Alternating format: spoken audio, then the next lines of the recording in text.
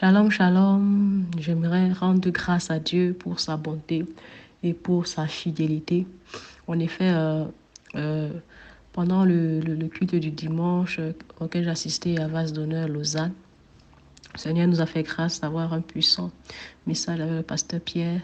Et il a vraiment eu à cœur de prier pour nous, de prier pour tous ceux qui étaient présents dans le sens de prophétique et de vraiment prier pour que nous puissions avoir des percées dans nos vies.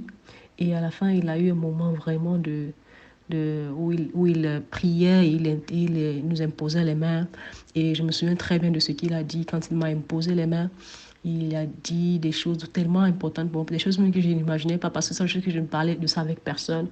Et que j'exprimais juste dans la prière, dans la présence du Seigneur. Alors quand il a commencé à dire ces choses-là, comme quoi que Dieu va te bénir, Dieu va te lever, Dieu va te justifier, Dieu va être ton avocat.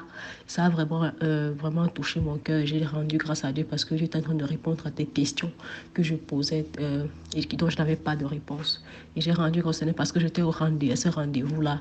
Et Dieu a profité de ce rendez-vous-là pour me bénir et pour me donner clairement des réponses à ces interrogations que j'avais dans mon cœur, que je n'avais encore exprimées même à personne. Et la grâce de Dieu a fait que la semaine d'après, quand je suis retournée au travail, à une de mes réunions avec mon chef, elle était juste, on était dans une réunion et tout comme ça, là, en fait, mon chef me demande, en fait, si j'aimerais bien avoir un peu plus de responsabilité dans l'entreprise et si j'aimerais avoir un peu plus d'heures et si ça m'intéressait d'avoir un contrat à temps plein, un CDI. Et j'étais vraiment touchée parce que, en fait, ce que le pasteur Pierre avait déclaré était en train de vraiment commencer à se réaliser. Et j'ai juste dit, waouh, le Seigneur est merveilleux parce que c'était une prière que j'avais exprimée et que j'avais exprimée. Donc, je ne savais même pas que j'avais la foi parce que j'avais exprimé, mais je ne savais pas comment ça allait se passer. Et quand elle a commencé à dire ça, j'ai dit, waouh, le Seigneur m'a fait grâce. Et il m'a rendu, m'a fait grâce, il m'a donné la faveur de mes supérieurs et ils ont exprimé le désir. Parce que dans la même période, ils ont licencié 2 personnes avec le même niveau que moi. Mais moi, ils ont décidé de m'élever. Donc, j'ai juste rendu grâce au Seigneur. J'ai dit, waouh, le Seigneur est fidèle.